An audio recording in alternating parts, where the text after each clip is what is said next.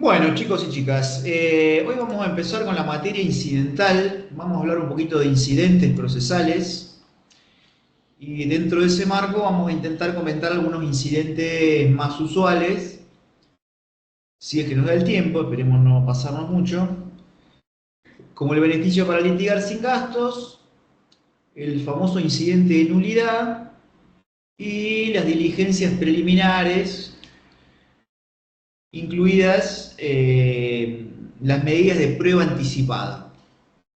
Quizás estos incidentes, algunos tienen en común que son promovidos antes del juicio principal, otros pueden serlo de manera simultánea o sobreviniente. Pero lo que tienen en común es que son incidentes particularmente regulados por el Código Procesal. Pero bueno, antes de meternos directamente en eso, vamos a comenzar por el principio. Eh, ¿Qué es un incidente? Ustedes van a ver que el código tiene una caracterización, tiene un capítulo específico en el que va a hablar de incidentes procesales. Hasta ahí lo fácil, digamos, ¿no? La complejidad existe en que el código procesal tiene una regulación general, después regula incidentes específicos, pero vamos a ver que eso en la práctica funciona de una manera que no es tan rígida. Tiene, digamos, su plasticidad. ¿Por qué les digo esto? Porque lo primero que ustedes se van a encontrar es que un incidente, en principio, tramitaría por expediente separado. Lo da como algo que es la regla. No funciona tan así. Ahora vamos a ver en qué supuestos. Pero bueno, comencemos por lo conceptual. ¿Qué es un incidente? Bien, yo este autor ya lo comenté, Alsina, es uno de los autores clásicos, trae una definición bastante razonable, ¿no?, de los incidentes, que me voy a permitir leerla para no pifiar la cita textual, ¿no? Dice, ha de entenderse por incidente a toda controversia que sobreviene accesoriamente durante el transcurso de la instancia y que exhibe una relación más o menos inmediata con el objeto principal del pleito, hallándose sometido a un procedimiento común o específico según el caso. Fíjense que habla de controversias accesorias. Quizás lo que yo le mejoraría un poco, sin ánimo de faltar el respeto al doctor Alsina, él habla de que son sobrevinientes. Pero puede haber incidentes previos, como algunos de los que vamos a ver hoy, e incluso algunos que se dan de manera simultánea a la articulación de la pretensión de fondo. Pero para que a ustedes les quede una idea tangible, una cuestión incidental, como por ahí me gusta más llamarlo, más que incidentes, cuestión incidental es como más abarcativo, ¿no? Se da toda vez que hay una pretensión que se articula contra la otra parte y que es diferente a la principal. O sea, toda vez que existe eso, estamos ante un incidente o una cuestión incidental. Es lo mismo, nada más que cuestión incidental me parece más preciso por lo abarcativo del término. Entonces, repito, toda vez que se suscita una controversia donde alguien pide una cosa que es contra el otro, vamos a tener un incidente. Y no va a ser la cuestión principal, ¿no? Obviamente. Si yo tengo un juicio por cobro de peso y hay una controversia accesoria, esos van a ser incidentes. Lo principal sigue siendo el cobro de los pesos. Entonces,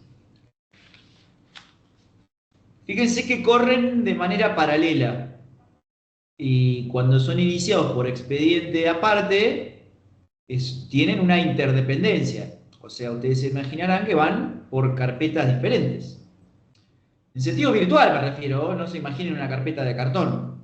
Estamos hablando de legajos que son distintos. Incluso tienen número de expediente propio, carátula propia, para que se dé una idea del nivel de independencia que tienen. Corren en paralelo y cuando tienen la autonomía suficiente, se forma carpeta separada, tienen su propia carátula y su propio número de expediente. Obviamente que el juzgado competente, el que va a conocer la materia incidental, es el mismo que el de la materia principal. Otra característica común que tienen los incidentes es que van a ser resueltos mediante una sentencia interlocutoria. Que a grandes rasgos, y esto ya lo vimos, la sentencia interlocutoria es la que da fundamentos, ¿no? Resuelve una cuestión incidental y otorga fundamentos, porque las providencias simples son las que no tienen, el fundamento que dan es meramente procesal, quizás la cita de un artículo, pero no tienen el desarrollo de los fundamentos eh, apoyados en el texto de la ley, en la jurisprudencia y la doctrina, como sí lo tienen las sentencias definitivas y las resoluciones de tipo interlocutorio. Que ya el propio nombre indica otra característica fundamental, la sustanciación previa, o sea que se resuelven previo traslado. Los incidentes son bilaterales, chicos. Existe la estipulación de una pretensión incidental en contra de la otra parte, que lo va a contestar, previo traslado, eso es sustanciar. Y el juez va a resolver mediante una sentencia de tipo interlocutorio. Esa es la regla, porque la cosa se complica todavía más. Existen algunas interlocutorias, y esto también ya lo vimos, que son medio anómalas, como por ejemplo en algunas medidas cautelares, que son las que mencionábamos recién antes de empezar. Las cautelares de tipo innovativo suelen tener forma de sentencia interlocutoria. Entonces dan fundamentos, el tema que no hay traslado previo, digamos, ¿no? Se resuelven sin sustanciación. Las medidas cautelares podrían ser vistas, de hecho creo que lo son, como una pretensión incidental. Porque fíjense, una de las características de la cautelar es ser accesorias de un proceso principal. Entonces, son una cuestión incidental y en general, cuando son de tipo innovativo, nacen de una resolución interlocutoria. Yo tampoco me quiero meter demasiado en esto porque van a ver, esto lo vamos a ver en profundidad en los procesos de ejecución. Las medidas cautelares clásicas, digamos, tienen forma de providencia simple y las medidas cautelares de tipo material tienen forma de sentencia interlocutoria porque dan los fundamentos. Pero en ese caso sería una suerte de interlocutoria anómala o incidente anómalo, porque no hay traslado previo. Está bien que los autores hablan de bilateralidad postergada en las medidas cautelares. Yo creo que eso es un eufemismo, porque la verdad que no hay bilateralidad previa. O sea, la onda de la bilateralidad es previa a resolver. Si vos me decís que hay bilateralidad después, no me sirve. Pero bueno, no digo que esté mal, es una característica propia de lo cautelar. Algún autor dirá, no, bueno, pero la bilateralidad está bien, se plantea una vez trabada la cautela. Pero lo cierto es que esa bilateralidad después da lugar a un recurso. O te da la posibilidad de plantear una sustitución del embargo o una modificación de la cautela. Pero digamos, la bilateralidad llega después de la traba de la cautelar.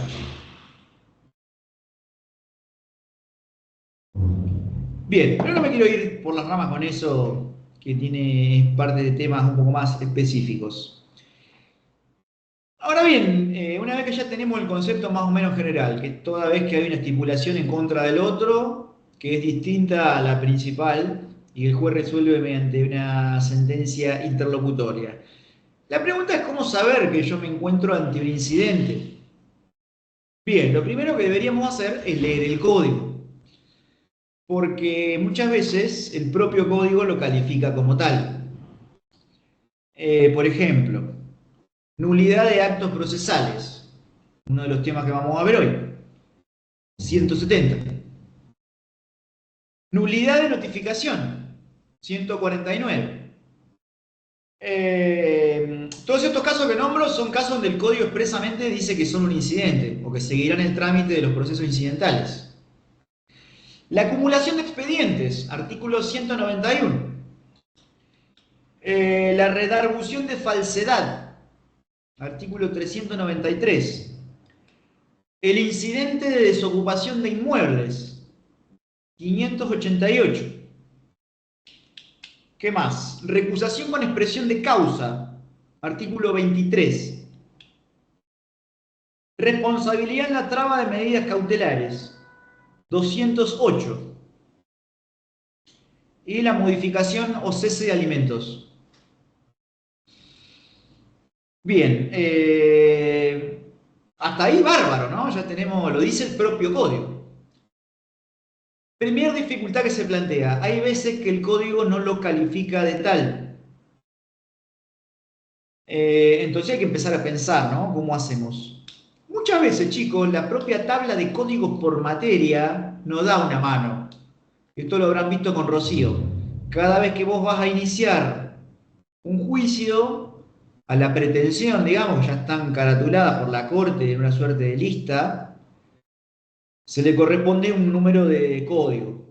Me refiero a, qué sé yo, desalojo, usucapión, reivindicación, cobro de peso, división de la cosa común, sucesión a mi intestato, incumplimiento contractual, cumplimiento contractual, todas tienen un código y es como una suerte de catálogo enorme de pretensiones que ha elaborado la Suprema Corte en ya casi 200 años de estar funcionando. Algo saben.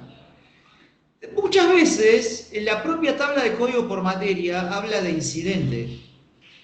Entonces ahí tenemos también una ayuda. Con una ayuda extra, fíjense que las veces que la tabla de código por materia habla de incidente, no está hablando de incidentes que se inician por expediente separado.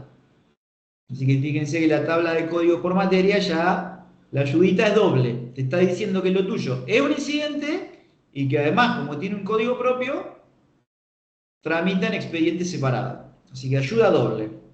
Como por ejemplo el incidente de verificación de crédito que aparece ahí, el incidente de ejecución de honorario que aparece en la tabla, el incidente de alimentos que justamente coincide con uno que vimos antes, modificación y cese, esa es la vía incidental en materia alimentaria. Bien, pero sigamos avanzando. ¿Qué pasa si el código no lo califica de tal? Tampoco aparece en la tabla de código por materias. No queda otra que seguir estudiando y pensando. Ahí a lo largo del tiempo, la doctrina y la evolución de la jurisprudencia ha ido catalogando de incidentes diversas cuestiones a lo largo del tiempo. A punto tal de formar un verdadero catálogo en el que no hay ningún tipo de duda de que son incidentes, chicos. Esto que vamos a nombrar ahora, ciertamente son incidentes o cuestiones incidentales. No lo van a encontrar tipificado como tal en el código, ni en la tabla de códigos por materia, con el nombre de incidentes, pero no hay duda de que lo son. Como por ejemplo, las diligencias preliminares, que si tenemos tiempo lo vemos hoy, el beneficio para litigar sin gastos es un incidente. La citación de terceros, sobre todo cuando hay oposición, ¿no? Si yo digo que venga un tercero, el otro se opone, el juez resuelve mediante una interlocutoria, es claramente un incidente. Fíjense, la resolución de excepciones previas, esto lo vamos a ver más adelante, pero el legislador selecciona algunas defensas para tratarlas antes de abrir la causa a prueba. Eso es claramente un incidente, chicos. O sea, yo digo A, el otro dice B, el juez resuelve. Es un incidente. ¿Qué más? La oposición a una medida de prueba, la impugnación de un informe por falsedad, la impugnación de una liquidación, la citación de evicción, las tercerías, ¿qué más? La ejecución de honorario, que ya dijimos que figura como incidente en la tabla de código por materia. En fin, todos estos son claramente incidentes catalogados por la doctrina y la jurisprudencia.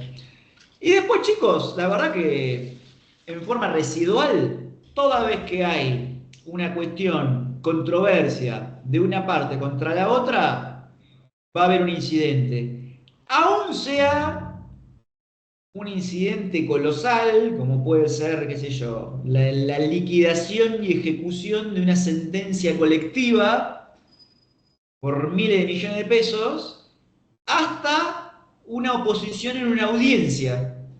Eso también es un incidente, chicos. Yo no sé si lo conté acá. El otro día fui a una audiencia, una parte empezó a hacer preguntas que jugábamos que eran impertinentes, yo me opuse, la secretaria, que era la que estaba tomando la audiencia, pidió que por favor tratemos de ajustar ahí como para que no venga la jueza. Bueno, la otra parte terminó desistiendo de la pregunta. Pero si hubiera venido la jueza, tiene que resolver en el momento. Eso también es una cuestión incidental, porque yo estoy diciendo una cosa, la otra parte está alegando otra que se fundamenta en el momento.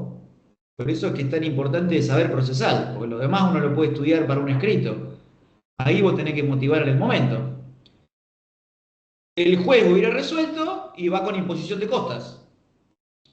Entonces, eso también es un incidente, aunque se plantee en una audiencia y en forma oral.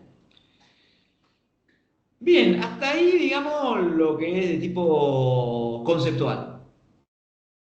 Ahora bien, como les decía en la introducción, si ustedes miran el 175, el trámite general de los incidentes, habla de que se va a formar pieza separada, o sea, un expediente aparte.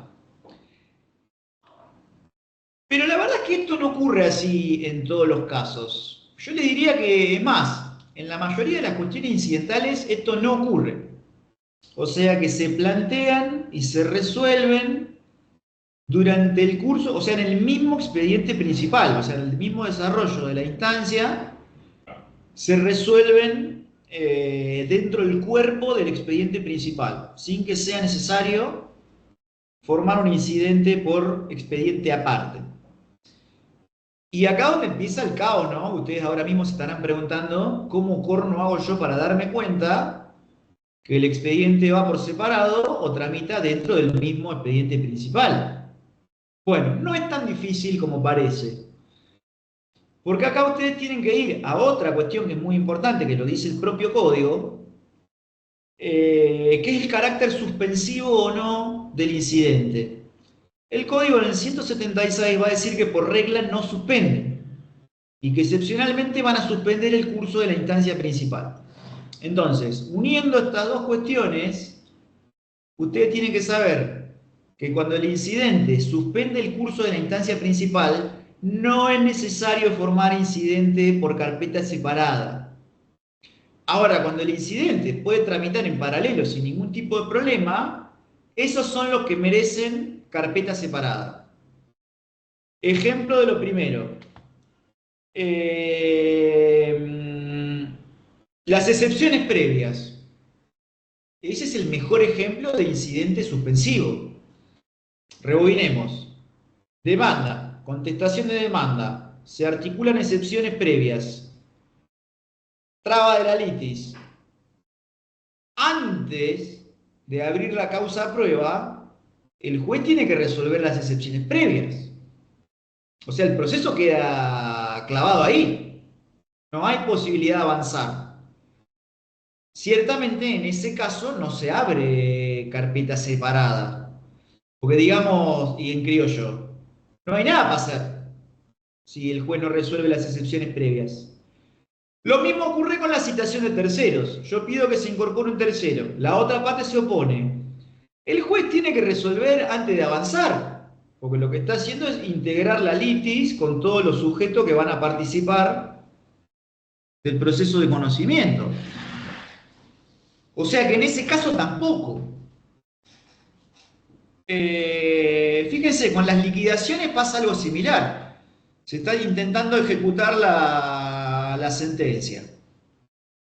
Una parte presenta liquidación. Se los adelanto, presentar liquidación es decir, mirá, era esto, más los intereses, más las costas, me debes esto. Eso es hacer una liquidación. La otra parte la puede impugnar.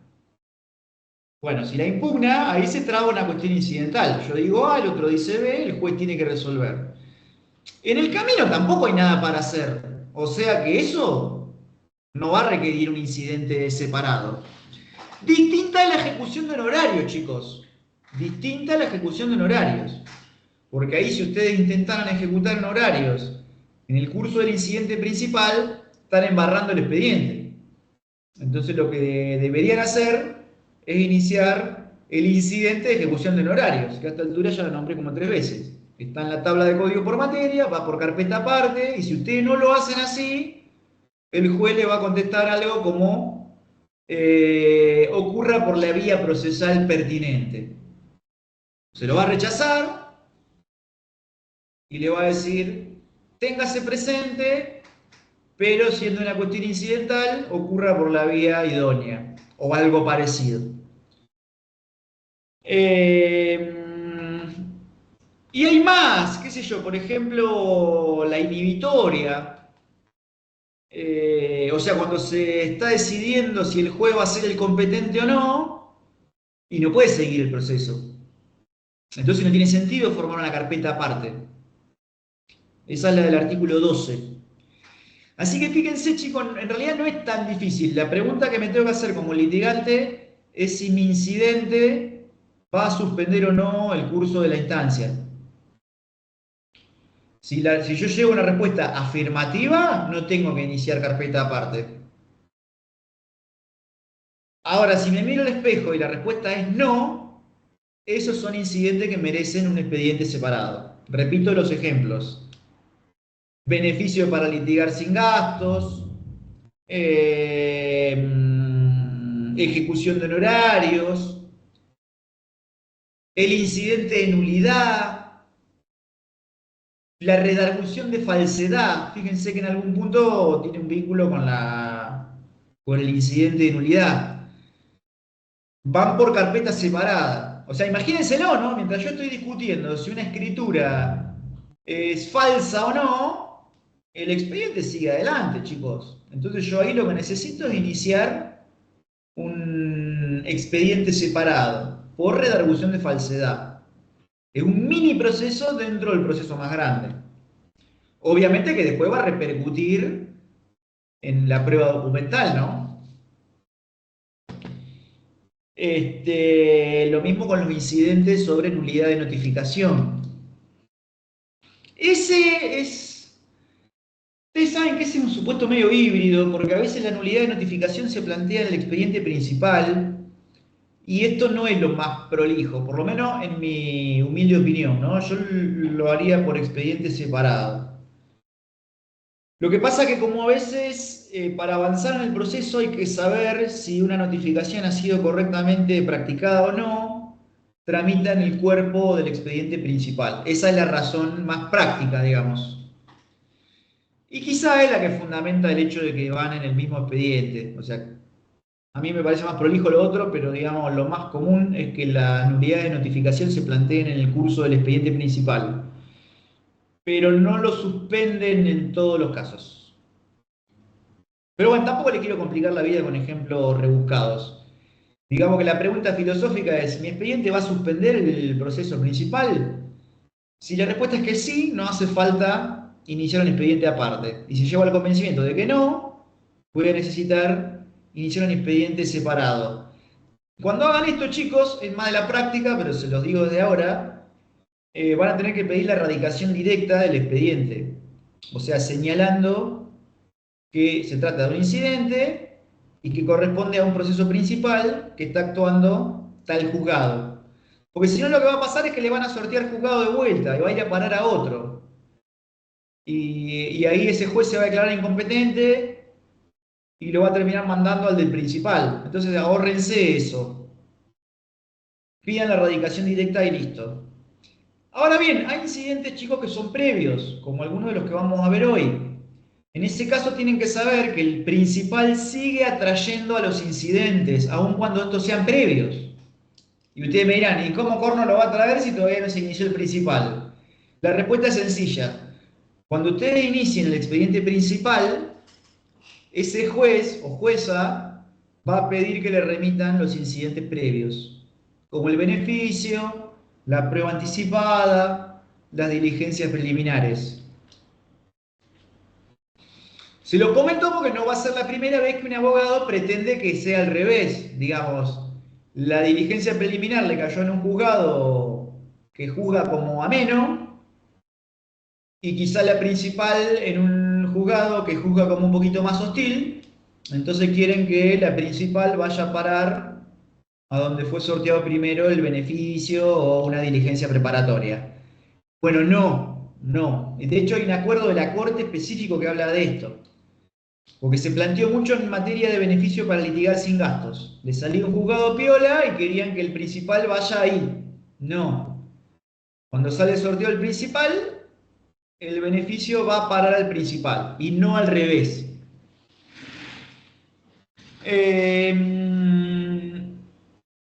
Bien, también existe la posibilidad de que el juez sea el que va a decidir si suspende o no, porque ustedes estarán pensando, bueno, pero aún cuando yo me pregunte todo esto y mire el código y mire la tabla y estudie, puede pasar que todavía no me termine de quedar claro. Bueno, en estos supuestos seguramente el juez va a ser el que diga si va por separado o no.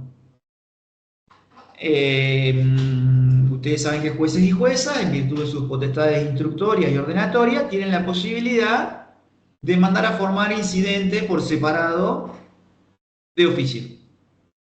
Esto me ha pasado con algunas medidas cautelares. Quizás no me ha pasado en civil, pero sí en el fuero contencioso, por ejemplo.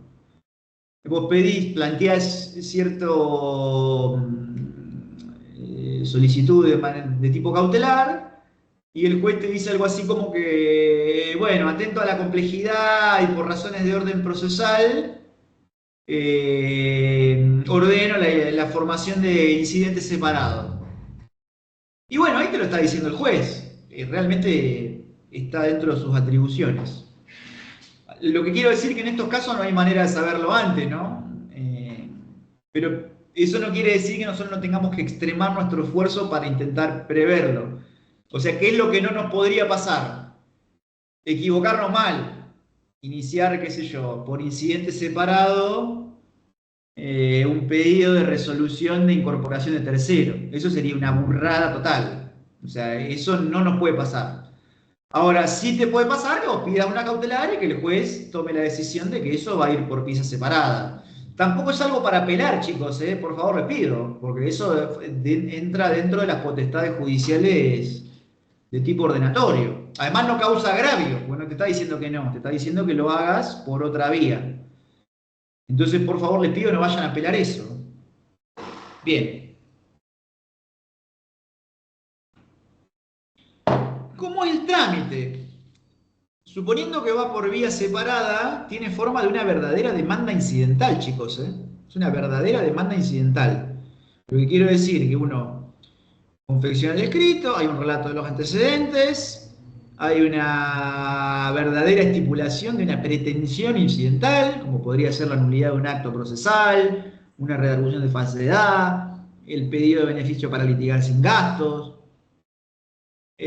Contiene un capítulo de prueba, debería también tener fundamentos jurídicos y obviamente un petitorio, o sea, tiene una verdadera forma de demanda.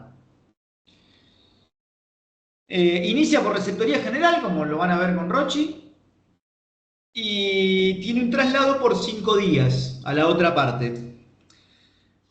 Después, bueno, algunos que nombramos tienen su propio procedimiento. En caso de que no lo tengan, está previsto un breve periodo probatorio y una resolución judicial por interlocutoria. No obstante, el juez lo puede ir modelando a ese proceso, porque van a ver al que dice algo así como que se va a abrir a prueba si el juez lo considera necesario, o que el juez va a disponer medidas de tipo probatorio suplementario, algo así, no me acuerdo cómo dice literalmente. Pero digamos que el juez lo va a ir modelando. Si es que no tuviera su propio trámite previsto, porque por ejemplo el beneficio tiene su trámite, La redargución de falsedad tiene su trámite, la nulidad de actos procesales tiene su propio trámite. Pero digamos, si es de los incidentes genéricos, lo va a modelar el propio juez. Otra cosa que a ustedes se le puede llegar a preguntar en su mente, que los va a nublar, es dónde se notifican. Porque ustedes dirán, bueno, pero Abán dijo que tiene forma de demanda, entonces se notificará el domicilio real. No, hay que ver. Si el incidente es previo a la demanda, ahí sí se va a notificar al domicilio real, porque obviamente no hay ningún domicilio constituido en el marco de ese proceso. Ahora, si el curso de la instancia principal ya está corriendo, ahí como el proceso incidental es accesorio, se va a notificar en el domicilio procesal constituido. Otra pregunta que le va a surgir, que es medio chino, pero se lo van a preguntar, es, ¿yo podría tener otro patrocinio diferente e incluso constituir otro domicilio procesal? La respuesta es que sí. Sí, esto no está prohibido. O sea, yo podría tener un incidente en el que me defiende otro abogado e incluso tener otro domicilio procesal constituido. No hay absolutamente ningún problema. Pueden tener todos los abogados que quieran. Otra cosa con la que tienen que tener mucho cuidado, chicos y chicas, es con la caducidad de la instancia. Nosotros esto todavía no lo vimos, obviamente, pero yo les adelanto que el paso del tiempo sin ejercer actividad procesal puede provocar la caída del juicio. Para el actor, ¿no? El único que puede caer en caducidad es el actor. En este caso, el incidentista, digamos. Guarda porque la caducidad de la instancia se aplica también a los incidentes y es de 3 meses. Y ustedes dirán, no, bueno, ¿cómo me va a pasar eso a mí? Guarda, guarda porque pasa mucho más de lo habitual. Por ejemplo, en el beneficio para litigar sin gastos, yo le digo la verdad, chicos, vi mucho más beneficios caerse por caducidad que porque la otra parte haya demostrado que el beneficiario en realidad tenía plata. Es más, nunca vi a alguien que demuestre que el beneficiario tenga plata y, por el contrario, he visto muchos incidentes de beneficio para litigar sin gastos caerse por caducidad de la instancia.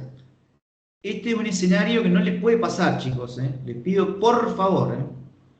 Imagínense lo que es decirle a un cliente que pasó de tener todo gratis a tener que pagar todo, incluidos los honorarios de perder el beneficio para litigar sin gastos. No sé, es para esconderse abajo una baldosa. Así que tengan por favor en cuenta eso, opera la caducidad. Y como les decía hoy, se resuelven a través de una sentencia de tipo interlocutorio, o sea, que tiene consideración de los antecedentes, fundamentos y una decisión acompañada de imposición de costas y de regulación de honorarios. Otro detalle no menor es que en materia incidental no se pueden promover nuevos incidentes hasta que no estén pagos los que se perdieron. Guarda con eso, guarda. Porque ¿cuál es el error común? Y con esto me van a entender lo que quiero decir.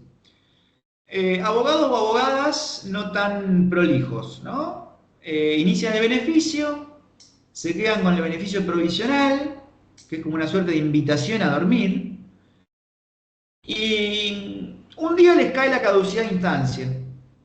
Y dice, no, no, ¿cómo hago? Mi cliente me mata. Entonces, bueno, simplemente lo dejan así, no dicen nada. Como intentando negar la realidad, ¿no? Bueno.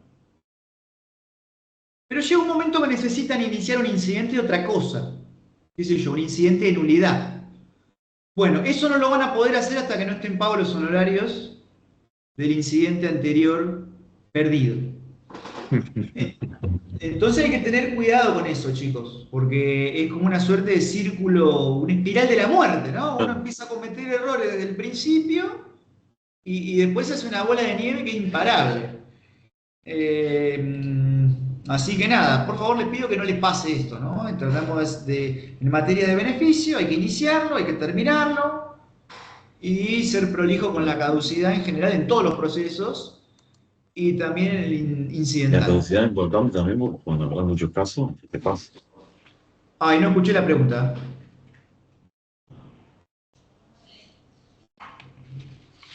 No, bueno, no sé.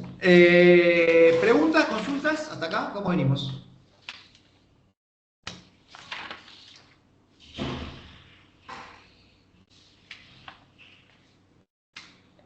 Bien, sigamos adelante.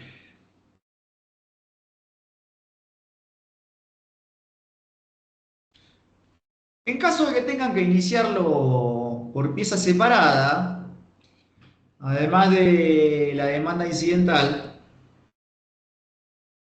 van a tener que acompañar las piezas procesales en las cuales ustedes están haciendo hincapié, ¿no? Imagínense que un incidente de nulidad de notificación. Van a tener que acompañar la copia de esa notificación, la copia del acta del oficial notificador, si hay alguna documental más, también la van a tener que acompañar. O sea, lo que quiero decir es que ustedes se van a tener que meter en la MEP, en la mesa de entrada virtual, darle clic a imprimir a las piezas procesales que estén involucradas, generar un PDF y acompañarlo como documental, porque el código lo pide expresamente, ¿no? Antes lo que se hacía era fotocopiar la pieza y presentarla como un archivo documental a la presentación, pero hoy por hoy basta con hacerlo en soporte PDF. Algunas cámaras toman, me refiero a cámaras de apelación, han tomado como válido la referencia del enlace de la MEB al documento que ustedes están referenciando. Yo por las dudas no me arriesgaría a eso, ¿no? Directamente, si no cuesta nada, uno saca captura PDF de las piezas procesales que están en juego y listo, no tiene mucho misterio. Bien, preguntas, consultas. No, profesor. Bien, entonces pasemos a algunos incidentes de tipo particular. Uno de los más interesantes que tenemos es el beneficio para litigar sin gastos, chicos. Nosotros lo tenemos metodológicamente como una garantía del acceso a la justicia. Por eso no lo tocamos en aquel momento, porque nada, me parece que desde el punto de vista pedagógico necesito que ustedes tengan algunos conceptos ya un poco más firmes donde hacer pie.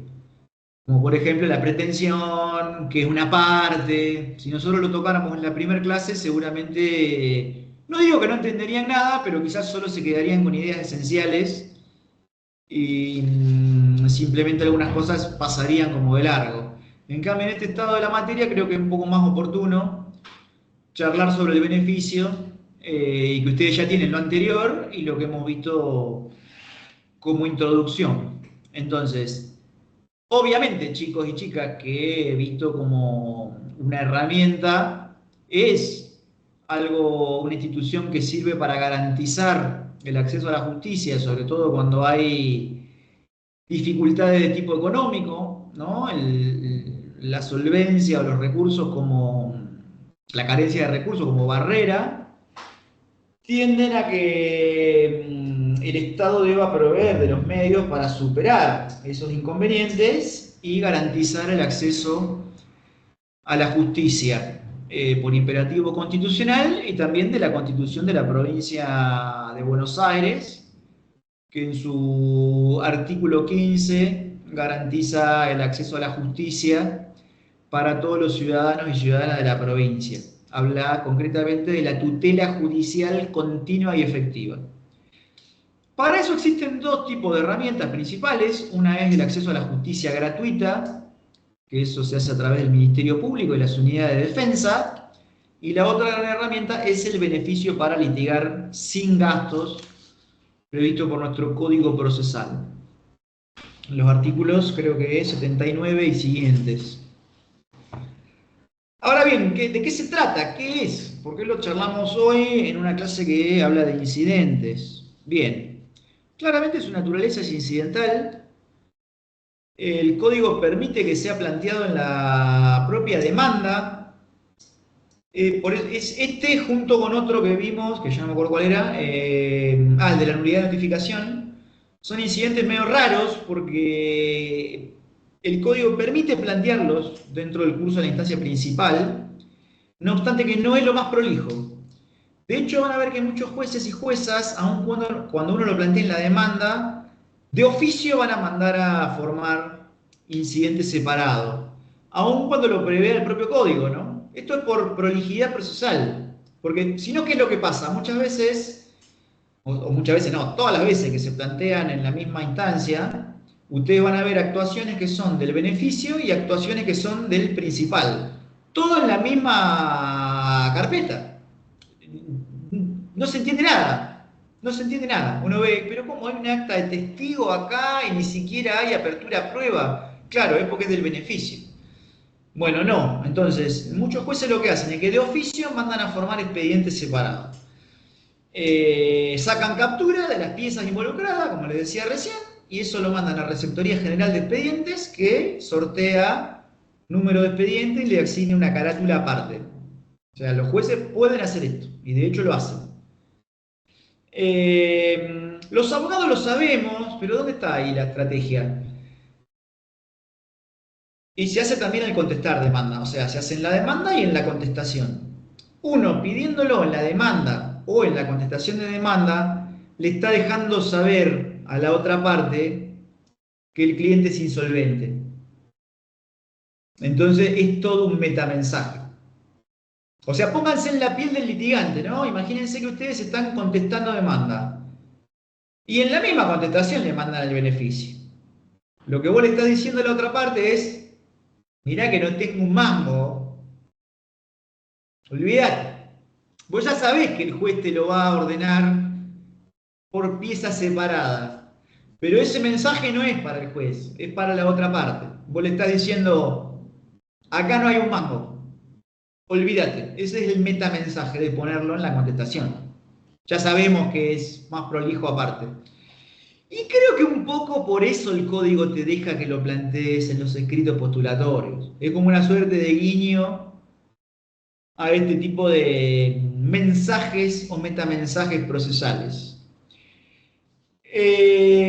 Bien, ¿para qué sirve? Un poco ya lo dijimos, ¿no? Pero concretamente, el beneficio para litigar sin gastos es una franquicia que se concede a los carentes de recursos para afrontar un determinado proceso para poder litigar o actuar sin la obligación de hacer frente de manera total o parcial a las erogaciones incluidas en el concepto de costas. Repito y traducido al castellano, es una franquicia para no pagar absolutamente nada de los gastos que provoca un juicio. Guarda, chicos, que en provincia de Buenos Aires no es retroactivo, o sea, el beneficio opera desde que se lo pide. Por eso les sugeriría que si su cliente o clienta es carente de recursos, lo hagan al comienzo, chicos. Al comienzo me refiero al momento del sorteo de mediador. Porque si no le van a tener que pagar al mediador. Eso es lo que quiere decir que opera para adelante. O sea, si yo lo pido hoy, antes de empezar la misma mediación, me va a cubrir la mediación, me va a cubrir la demanda civil, los recursos, todo. Ahora, si yo inicio mediación hoy y el beneficio lo pido con la demanda, yo al mediador le voy a tener que pagar, porque no opera retroactivamente, es para adelante. Ahí hay una diferencia sustancial con el Código de la Nación, chicos. En Nación sí es retroactivo, pero tiene un límite temporal, hay que pedirlo antes de la audiencia del 360, que es la audiencia preliminar. Después no hay tutía. Pero provincia funciona de manera diferente. Yo puedo pedirlo en cualquier momento. Fíjense que incluso podría pedirlo para no pagar el depósito del recurso extraordinario. O sea, ya con el juicio no terminado, recontra terminado. Ahora bien, opera para adelante, no para atrás. Entonces la sugerencia sería, si su cliente carece de los recursos, inicien el beneficio junto con la solicitud de sorteo de mediador. Lo habrán visto con Rocío.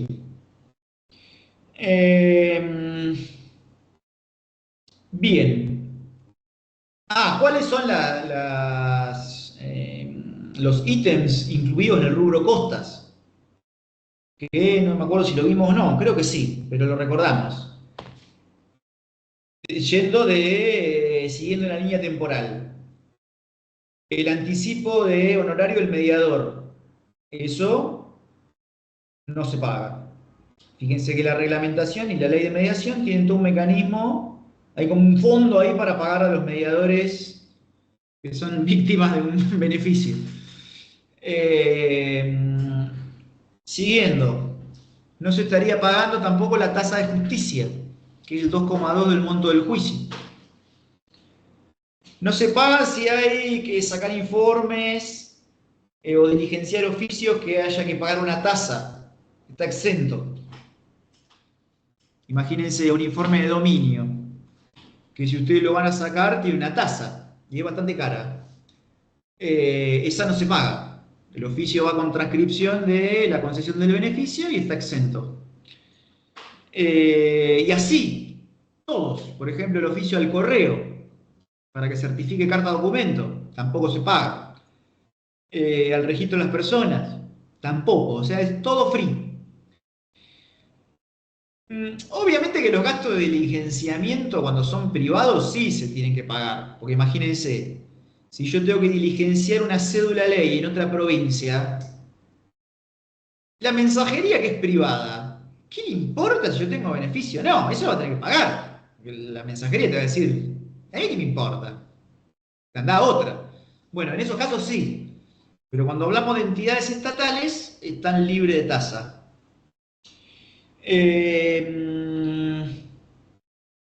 Bueno, los honorarios, chicos. Honorario de perito, de abogado. Y bueno, los honorarios del mismo mediador, ¿no? Porque cuando al final de todo regulan honorarios profesionales, mediador, peritos, el mediador también queda en el tendal. Por eso hay que tener tanta prudencia con pedir el beneficio, porque si todo el mundo pidiera beneficio para todos, no cobra nunca nadie y no tenemos incentivo para que el sistema funcione. Entonces requiere de cierta prudencia.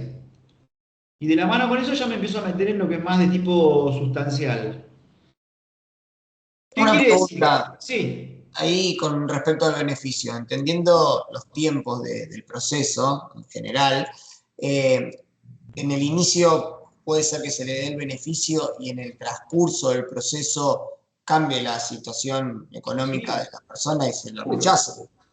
Seguro, sí, seguro. ¿Pero eso a pedido de quién? No, a pedido de la otra parte. Siempre de la otra parte. Sí, sí.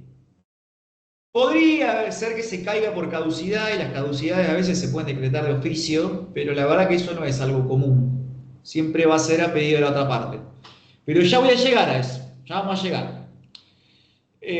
Más sobre el final. Entonces le decía, ¿qué quiere decir carente de recursos? Carente de recursos es que no tiene los medios para enfrentar ese proceso en concreto. No es una declaración genérica, no es sacar chapa de pobre. No, hay un proceso concreto que tiene gastos específicos y la carencia de recursos es para ese proceso. Puede ser que otro no, pero ese sí. De hecho, el leading case sobre este tema de la Corte Suprema de la Nación, que es el fallo Siderman, de hecho era gente rica, pero el juicio era millonario. Entonces lo que querían era no pagar la tasa de justicia, que era una fortuna galopante. Eso se planteó, llegó hasta la Corte de la Nación y le dieron la mitad, le dieron el 50% del beneficio. Entonces, de la tasa de justicia, que era multimega millonaria, pagaron la mitad. Lo que está bueno en ese caso son los fundamentos. Quizá la solución concreta fue medio injusta. Por ahí no me quiero ir por las ramas, pero en el fallo Siderman lo que se discutía era la devolución de inmuebles a la familia Siderman, que había sido despojada de un montón de propiedades por el ejército argentino y el Estado Nacional durante la dictadura. Ellos emigran a Estados Unidos, cuando se restablece la democracia vuelven les había ido bien en Estados Unidos, económicamente me refiero, ¿no? Y eran millonarios, básicamente. Tenían propiedades en Estados Unidos, se dedicaban al rubro inmobiliario. O sea, tenían plata, pero porque movían cosas de mucha plata. Yo no sé lo que vale una casa en Estados Unidos, pero me imagino que barata no es. Entonces tenían un flujo de dinero considerable. Cuando vuelve la democracia, persiguen que el Estado, ahí demandan al Estado Nacional y a la provincia del Tucumán, persiguiendo la devolución de los bienes inmuebles que les habían sido confiscados por la dictadura. Y claro, eran propiedades bastante importantes, lo cual implicaba como tasa de justicia mucho dinero. Entonces digo, por ahí lo justo hubiera sido que, siendo que eso había tenido como causa crímenes de lesa humanidad, por lo menos le hubieran dejado litigar sin pagar la tasa. Pero bueno, la Corte Suprema, que era de otra época, ¿no? Tuvo otro criterio y le dio la mitad, 50% de beneficio. Lo que es positivo de ese fallo son los fundamentos, que es que hay que mirar muy sucintamente, ¿no? Hay que mirar el juicio particular y no si la persona es pobre o no pobre, además de que porta un sesgo discriminatorio, no es lo técnicamente correcto, porque yo lo que tengo son ciertos juicios que cuestan X cantidad de dinero. Entonces tengo que ver si la persona lo puede pagar o no en concreto y no en abstracto. Por eso, cuando ustedes vean el código, en realidad el código no, la ley de la profesión que habla de carta de pobreza, todo eso no se aplica, chicos. Cuando ustedes lean en la ley 5177 la carta de pobreza, eso no tiene ningún tipo de aplicación. Pero nada, está derogado en forma tácita por el propio código. Si se fijan por el número de ley, es anterior al código. Entonces, cuando la ley de la profesión habla de carta de pobreza, eso no es derecho vigente, chicos. Se los anticipo porque seguramente lo habrán visto con RO, esa ley, y si la leyeron les habrá llamado la atención que hay una institución que habla de la carta de pobreza. Y se preguntarán por qué está eso y en el código habla de beneficio para litigar sin gastos. La razón es que el código nuestro es posterior. Entonces, la carta de pobreza no se aplica, está derogada, en forma tácita. Bien, entonces, ¿cuáles son los hechos? ¿O cuál es el objeto de la solicitud? Lo que ustedes tienen que acreditar es la carencia de recursos. Entonces, cuando hagan una demanda de beneficio, no hablen de los hechos del juicio principal, porque tiene nada que ver. O sea, para ustedes los hechos van a ser los antecedentes que justifican la carencia de recursos. Porque fíjense que dice el 79, mención de los hechos en los que se funde. Claro, es la insuficiencia patrimonial. Se los comento porque a veces uno ve beneficios donde el abogado o abogada discurre sobre los hechos de la causa principal. No tiene nada que ver. Está bien, uno tiene que mencionar el juicio principal porque es un incidente, pero no una justificación de lo principal para intentar justificar lo accesorio. No. Los hechos de mi juicio de beneficio son la carencia de recursos. Entonces yo tengo que justificar la carencia de recursos en concreto, obviamente con la necesidad de defender un derecho, la indicación del proceso principal, y después cumplir en general con la regla del 330, ¿no? Que es el de la demanda civil. Ya vamos a ver lo que contiene el 330, pero básicamente hay que dar los fundamentos jurídicos, acompañar la prueba documental, 332, etc. Fíjense que el beneficio para litigar sin gastos conserva uno de los últimos supuestos que hay de prueba tasada. Dice algo así que como que con 3 testigos va a quedar acreditada la insuficiencia de recursos. Eso no funciona tan así. La verdad es que si uno solo acompaña a 3 testigos, probablemente el juzgado de oficio mande a pedir otras pruebas. Entonces, quizá ya lo comentó Rocío en prácticas, pero les sugeriría que si inician un beneficio, pidan. O sea, acompañen testimonial, ofrezcan testimonial, acompañen documental, ahí pueden servirse de, qué sé yo, contrato de alquiler, préstamos si están documentados, los servicios, recibo de sueldo, la tarjeta de crédito, el resumen me refiero, si no contiene gastos lujosos. La tarjeta a veces es un arma de doble filo, porque uno dice, bueno, estoy medio apretado por las deudas, acompaño el resumen. Pero si en el resumen aparecen los repuestos para la pileta climatizada, los viajes a Disney y joyería Gaspardi por un Rolex Submariner, está complicado. O sea, no hagan eso. No lo hago. Ahora, si tiene gastos corrientes, sí. Bien. Sí, ustedes se ríen, pero más de un resumen exhibe gastos de lujo. Bien. La verdad, chicos, es que el criterio judicial es bastante amplio. Esto también ustedes se lo van a preguntar. Mi cliente tiene trabajo y tiene una casa. ¿Podré pedirlo? La respuesta es que sí. Tiene un criterio amplio la jurisprudencia, porque lo que se pretende es que uno no tenga que salir a vender bienes para afrontar un juicio. Esa es la razón de por qué nuestro cliente puede tener un buen trabajo, puede tener un auto, puede tener una casa. Porque el derecho lo que quiere es que vos conserves tu patrimonio. Ahora, si yo tengo que vender mi auto para pagar una tasa de justicia, y no. Entonces, lo que pretende tutelar el sistema jurídico es la integridad del patrimonio. Entonces, puede ser que a nuestro cliente le concedan el beneficio, incluso en forma total, y tenga un cierto nivel de vida holgado, digamos. Está bien, chicos, hay un segmento que es medio gris, ¿no? ¿Qué sé yo? ¿Cuál es el límite? Eso lo va a decidir el juez o la jueza. No hay un límite que yo le pueda decir, ah, bueno, si el auto es nacional sí, pero si es alemán no. ¿Qué sé yo? No sé. Pero lo que le quiero transmitir es la idea de que si el cliente tiene cierto pasar de clase media, digamos, y hasta incluso de clase media alta, según el INDEC, se lo van a dar igual probablemente. Quizá no se lo den si exhibe cierto rasgo de la clase ABC1. Ahí puede que no, pero en los demás casos la verdad es que te lo dan igual. No hay problema. Como les decía, es de naturaleza incidental, así que es bilateral, chicos, porque uno a veces piensa, ¿pero esto qué será? ¿Un trámite administrativo? No, es judicial, es bilateral. Entonces va con citación de la parte contraria.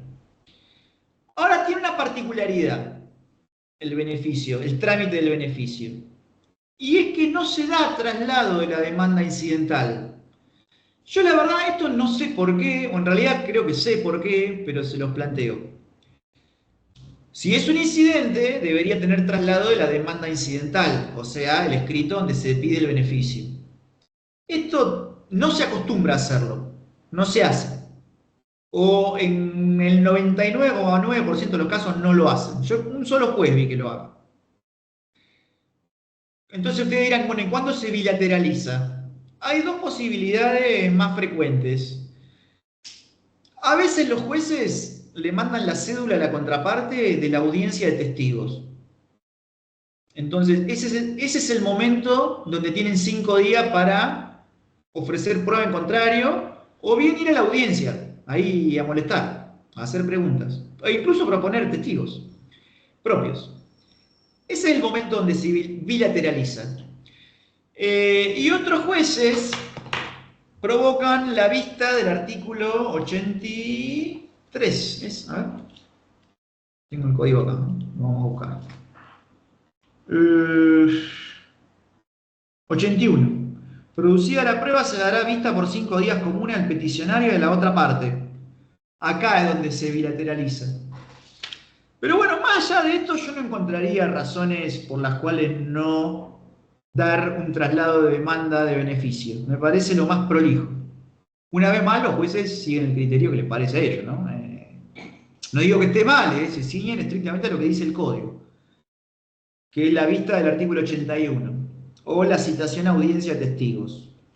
Pero bueno, yo no veo inconveniente por los cuales no producir un traslado en el mismo momento que se plantea.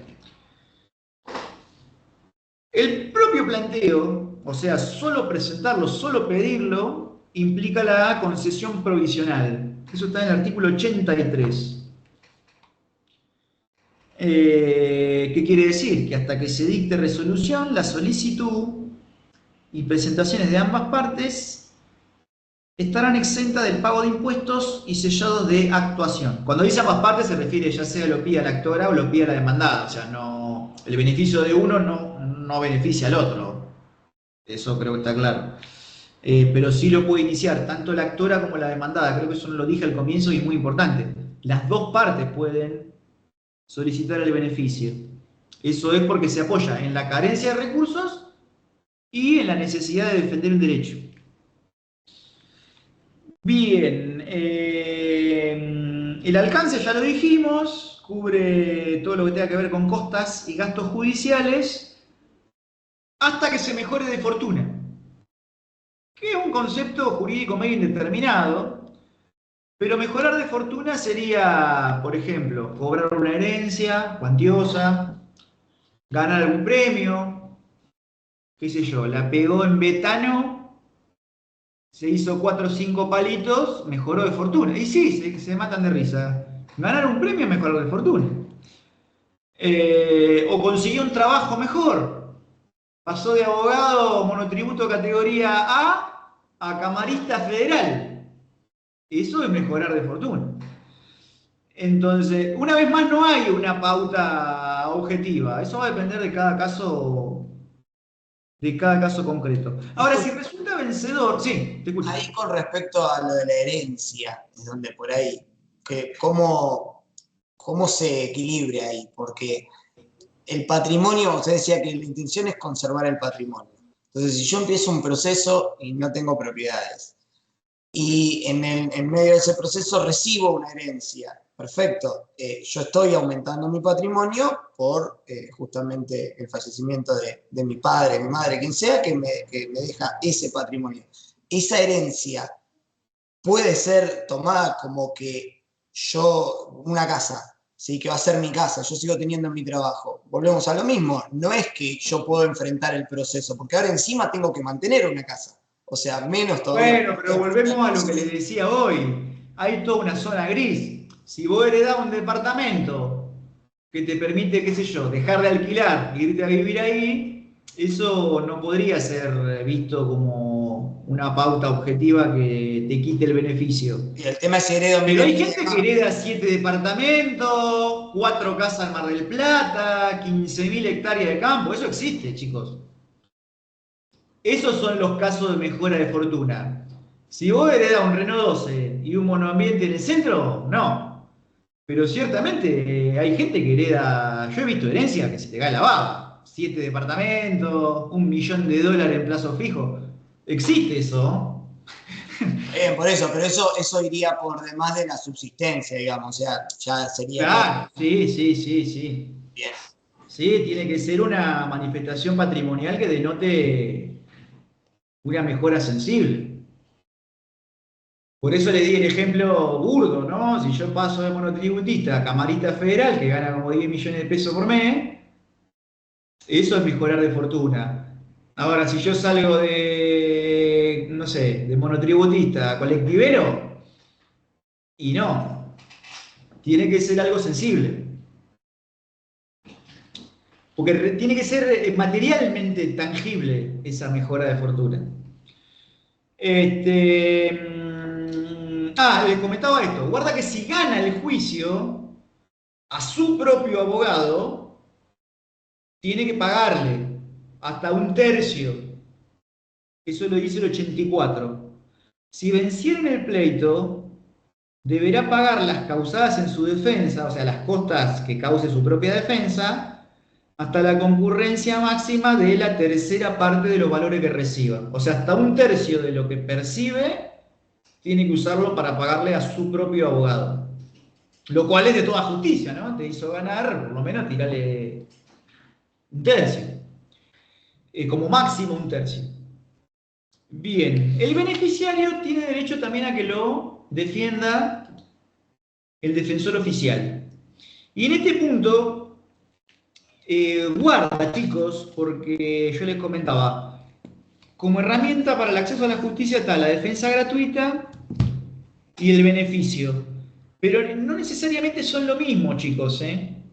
O sea, yo puedo tener beneficio para litigar sin gastos y abogado particular, y también puedo tener defensa gratuita y no tener beneficio para litigar sin gastos. Son dos cosas completamente distintas.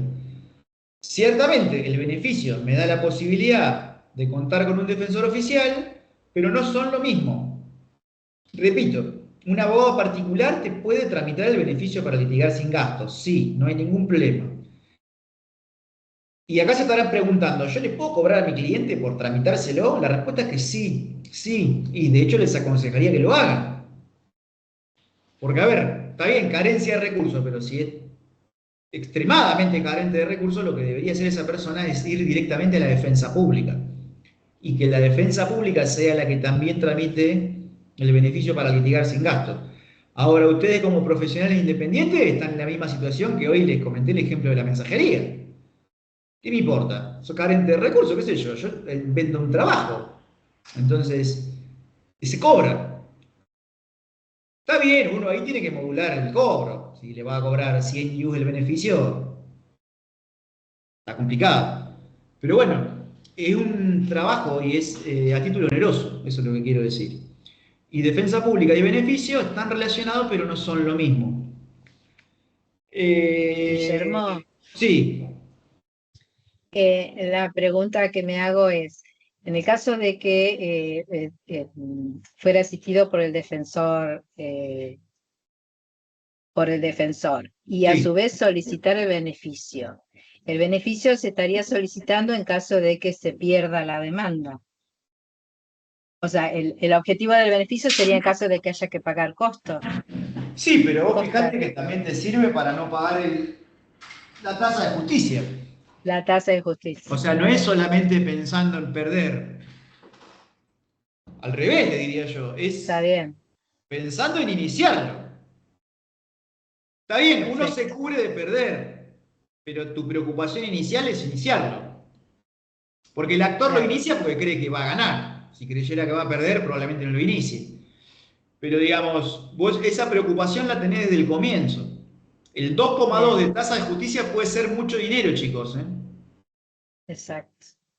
O fíjense, ahora mismo me pasa que me notificaron en un juicio que, bueno, yo pedí una pericia mecánica y el perito asumió el cargo y pidió anticipo para gastos. 30.000 pesos le fijó el juzgado y eso lo va a tener que poner mi cliente si quiere que se haga la pericia. Entonces, esas son las cosas que vos pretendés cubrir con el beneficio. Mi cliente no tiene beneficio, va a tener que pagarlo. Y si no lo paga, se le va a caer la prueba, por caducidad. Entonces, fíjate vos que no es solamente, si bien lo más jugoso, digamos, va a ser pagar honorarios, durante todo el juicio vos tenés tasas y emolumento para pagar. Entonces, es un paraguas que te cubre todo, desde el comienzo hasta el fin, que son las costas. ¿Se entendió, chicos? Bien, otra cosa que se pueden llegar a preguntar es si es solo para personas humanas. Bueno, no. Se ha juzgado que también corresponde para asociaciones civiles, fundaciones. Las sociedades comerciales podría ser, está un poco más complicado, porque las sociedades comerciales son empresas, o sea, están constituidas para ganar dinero. Podrían ser carentes de recursos, es más raro. En general, habría que ver el caso puntual. Pero asociaciones civiles, fundaciones, podría ser, o cooperativas, podría ser perfectamente.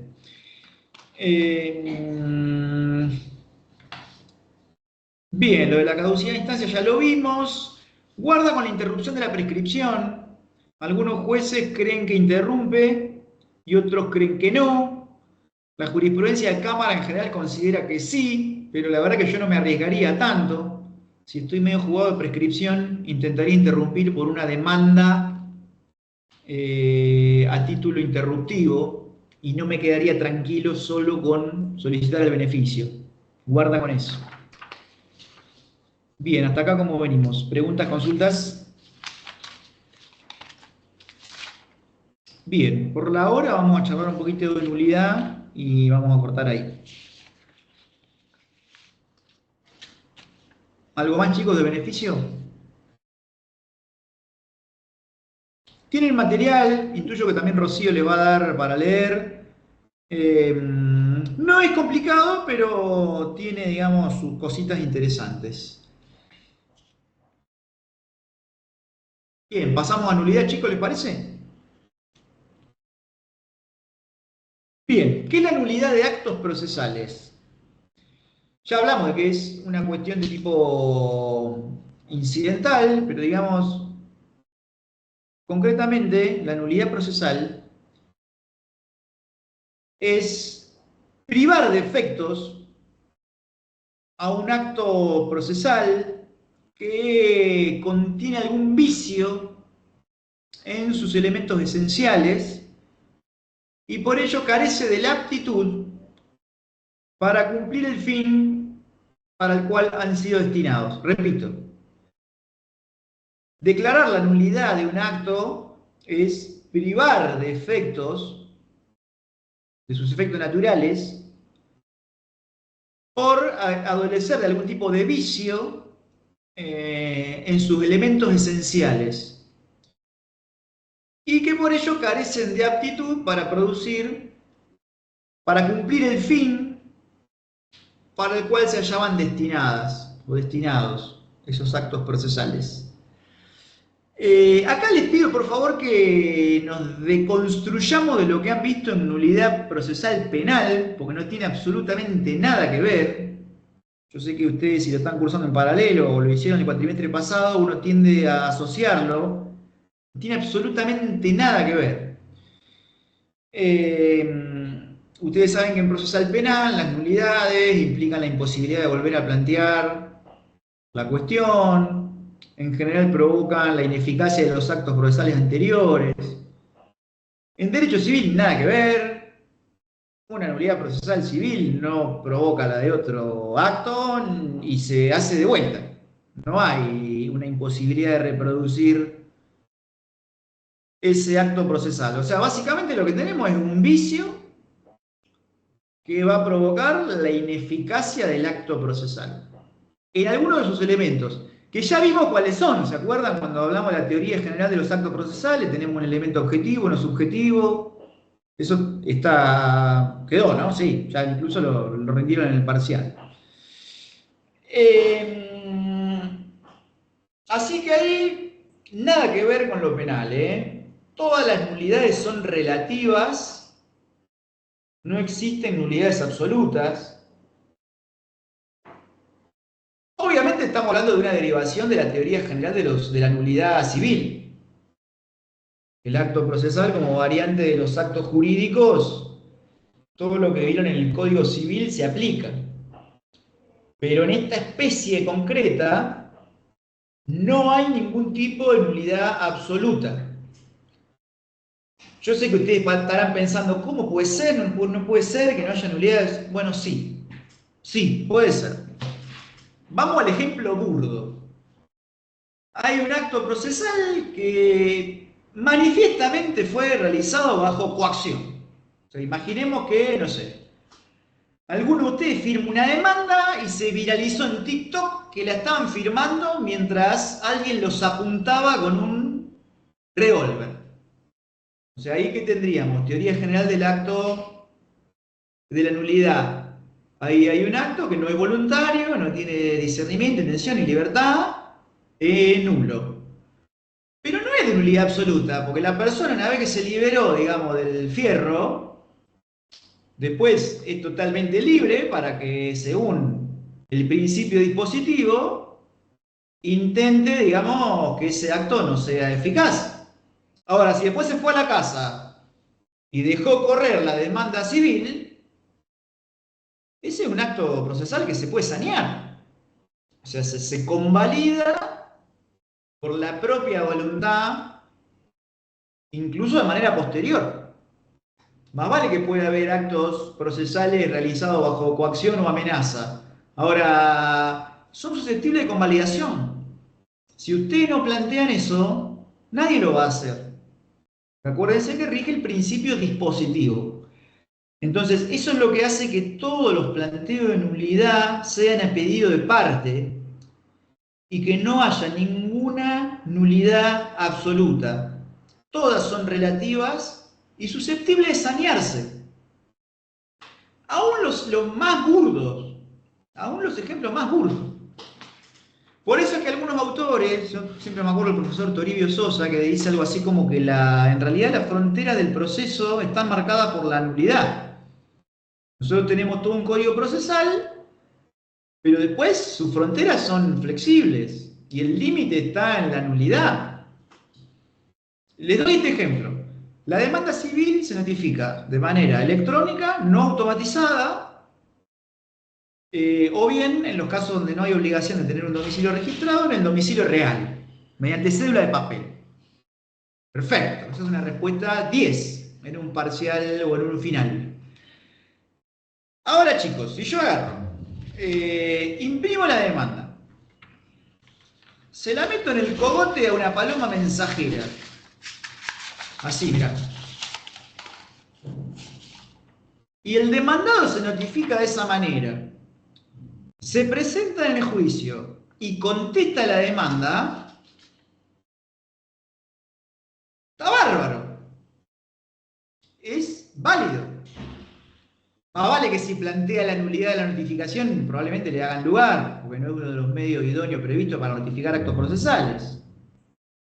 Pero si el traslado de demanda vía paloma mensajera cumple la finalidad del acto y la otra parte no dice absolutamente nada, es un vicio que está convalidado. Entonces, esto refuerza la idea de que no hay nulidades de tipo absoluto y todas son relativas, susceptibles de ser saneadas y convalidadas. Lo trascendente es la finalidad del acto, porque como dice el adagio, no hay nulidad por la nulidad misma. Eso lo van a encontrar en el 169. Ningún acto procesal será declarado nulo si la ley no prevé expresamente esa sanción.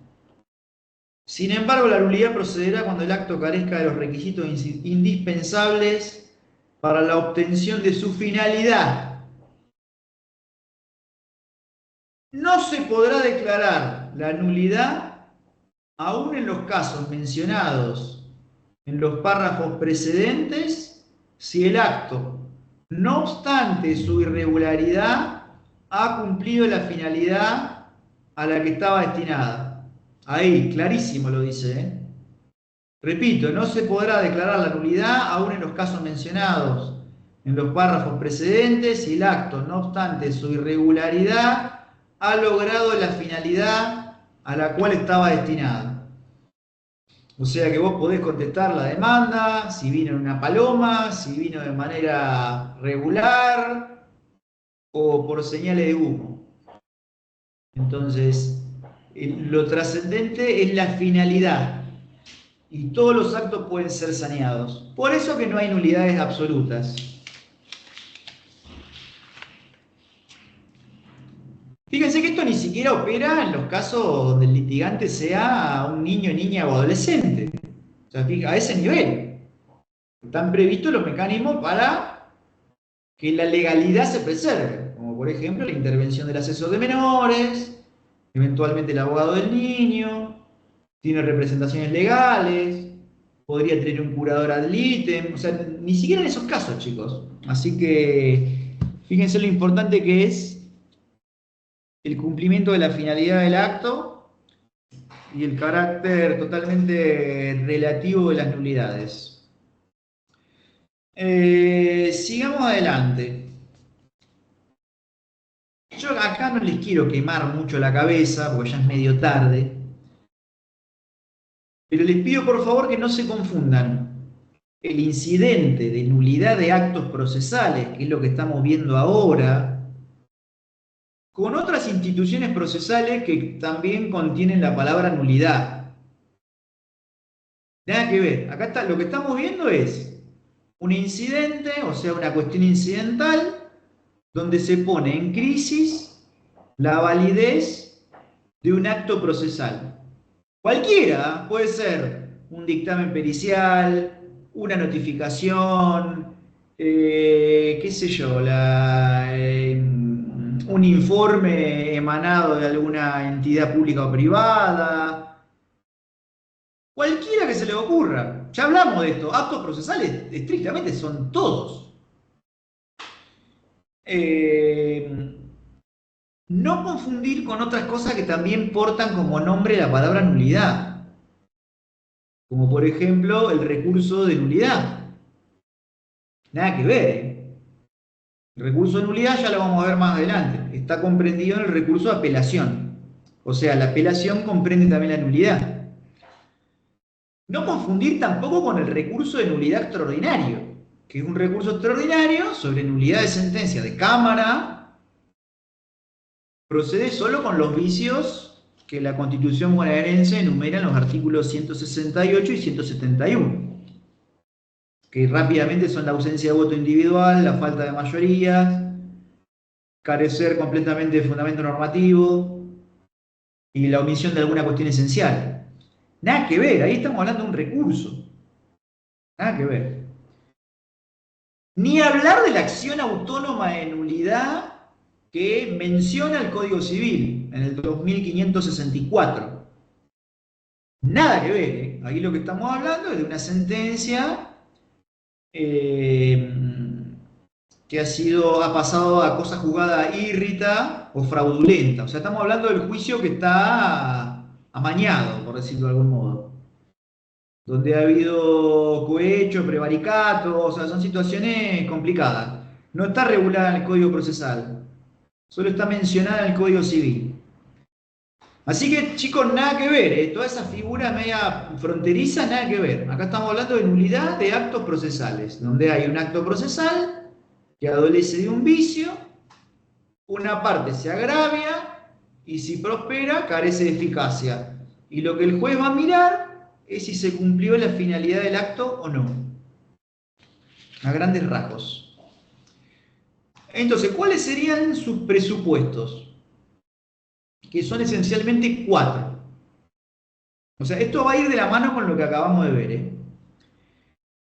Número 1. Tiene que haber un vicio.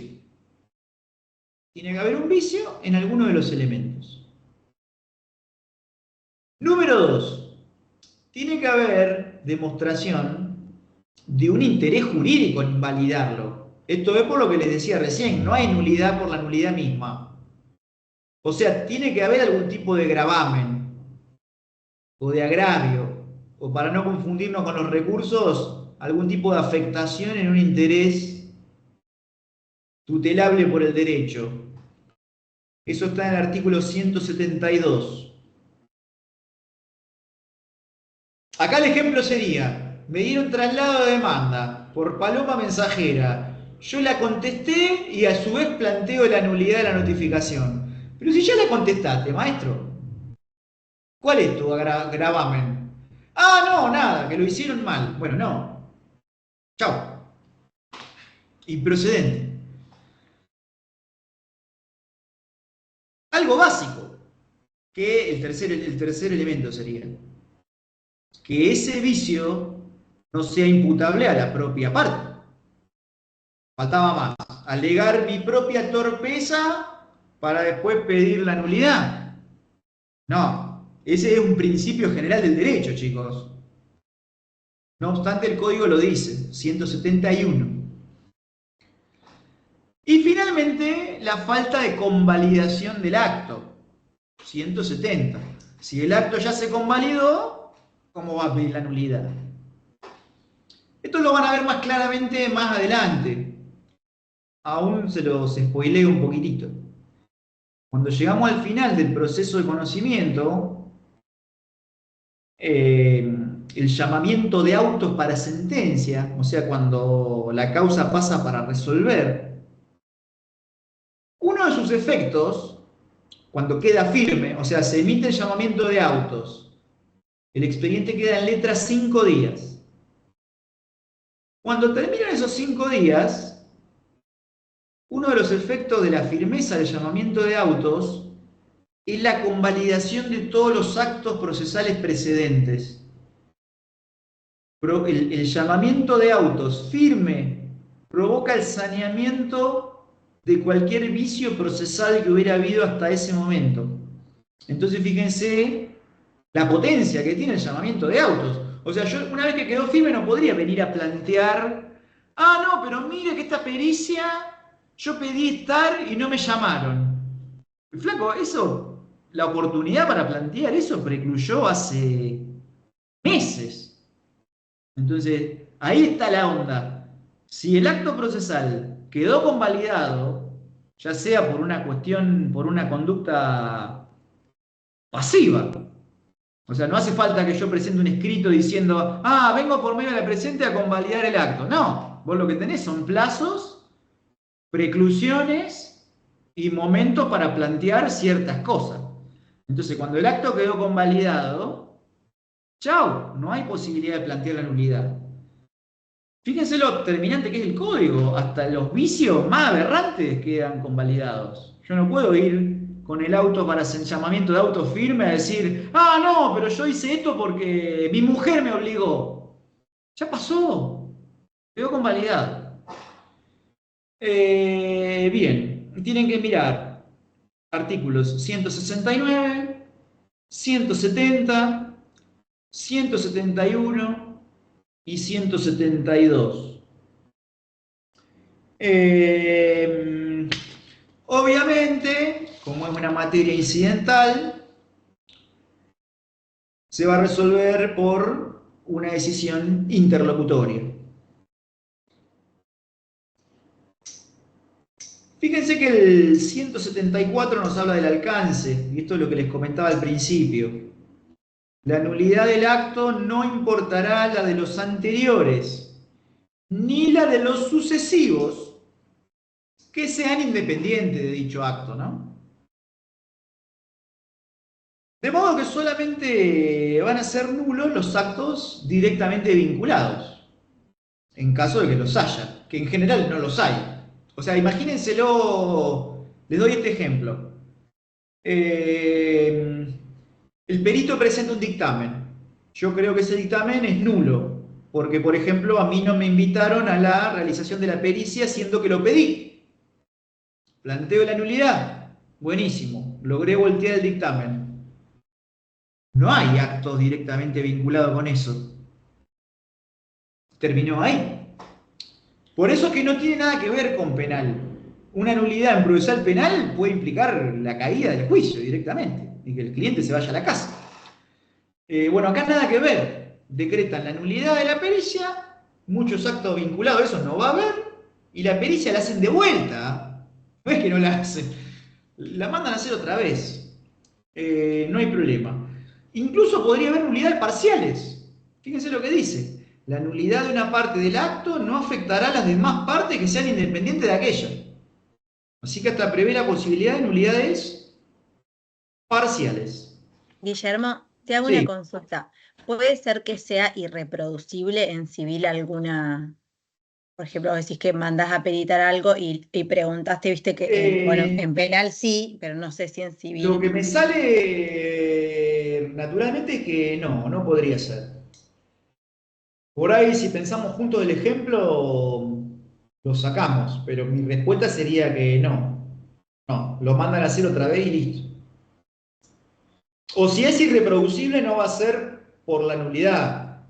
¿Qué quiero decir? Suponiendo que una pericia se cae por nula, el juez la manda a hacer otra vez, y después, por desidia de la parte, o porque incurre en caducidad esa pericia no se practica, es por otra cosa, pero no por la nulidad en sí misma.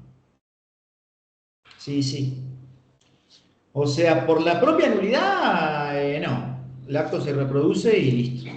O sea, la nulidad, por ejemplo, de una notificación implica que vos tenés que seguir un procedimiento hasta que se logre notificar de manera eficaz. Capaz, mi pregunta era si existe la posibilidad de que no pueda volverse a producir esa pericia en algún caso. Eso era, o sea, medio puntual. Me parece que no. Mi respuesta sería que no. y si ocurre no va a ser por la nulidad. O sea, por la nulidad no hay posibilidad, porque se ordena la producción nuevamente. Sí, sí, sí. Bien, considerando la hora vamos a dejar acá. Me quedó en el tintero las medidas preparatorias y la prueba anticipada.